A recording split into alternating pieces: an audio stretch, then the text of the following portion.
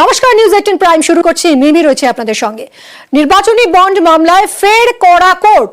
এবার কেন্দ্রীয় অর্থমন্ত্রীর বিরুদ্ধে এফআইআর এর নির্দেশ। নির্মলা সীতারামনের বিরুদ্ধে এফআইআর এর নির্দেশ দিল কোর্ট। বেঙ্গালুরুর বিশেষ আদালত এই নির্দেশ দিয়েছে। নির্মলা, নাড্ডা সহ বাকি অভিযুক্তদের বিরুদ্ধে তদন্তের নির্দেশ দিয়েছে আদালত। 3 মাসের মধ্যে রিপোর্ট জমার নির্দেশ আদালতের।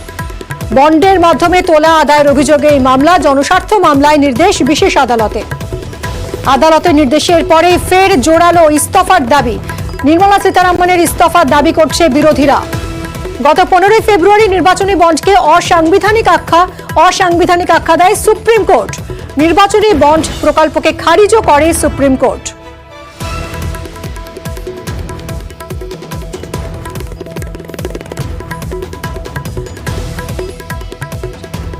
আমাদের সঙ্গে এই মুহূর্তে রয়েছেন তৃণমূল নেতা অরূপ চক্রবর্তী।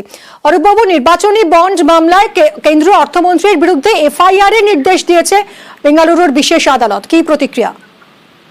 দেখুন, প্রথম কথা, এই নির্বাচনী বন্ড আর কিছুই না। আমরা ইন্ডিয়া ব্লকের যারা শরিক, আমরা প্রথম থেকেই বলেছিলাম যে ইলেকট্রাল বন্ড আসলে চান্দা দো ধান্দা নয়, এবং কার্যত সুপ্রিম কোর্টের রায় সেটাকেই শিরমোহর দিয়েছিল।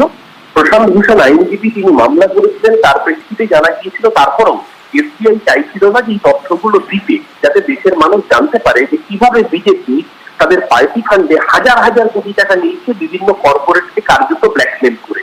তার বিনিময়ে তারা কাজের বরাত পেয়েছে, কেউ পুনে এক্সপ্রেসওয়ের বরাত পেয়েছে, কেউ গুজরাটের টানেলের বরাত পেয়েছে, কেউ উত্তরপ্রদেশের বরাত পেয়েছে, ব্রিজ থেকে রেল থেকে সমস্ত জায়গায়। এমনকি আপনি জানবেন যে করোনার সময় যে কোভিড ভ্যাকসিন তৈরি করেছিল যারা, সিরাম বায়োটেক, তারা পর্যন্ত তার বিনিময়ে কাটমানি দিতে হয়েছে ভারত সরকার।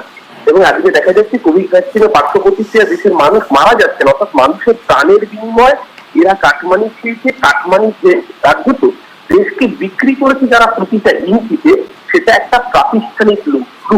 আজকে বেঙ্গালুরুর পিএমএলএ কোর্ট যে আদেশ দিয়েছে তার প্রেক্ষিতে সরাসরি দেশের অর্থমন্ত্রীর বিরুদ্ধে এফআইআর করার নির্দেশ দিয়েছে। স্বাধীন ভারতের ইতিহাসে যা কার্যত নজিরবিহীন। এই ধরনের ন্যাক্কারজনক কাজ করার পরে নির্মলা সীতারামনের আর 1 সেকেন্ড উচিত না দেশের অর্থমন্ত্রী ক্ষমতায় থাকার, তার চেয়ারে বসার। যদি ন্যূনতম মান সম্মান বোধ থাকে, অবিলম্বে নির্মলা সীতারামনের পদত্যাগ করে এনকোয়ারি কমিশনের মুখোমুখি হওয়া উচিত। এবং আগামী দিন সারা ভারতবর্ষের মানুষের সামনে প্রমাণ হয়ে যাবে এই চান্দা ও ধান্দানোর মাধ্যমে বিজেপি একটার পর একটা নির্বাচন জিততে কিভাবে জালিয়াতি সাহায্য। ধন্যবাদ আপনাকে।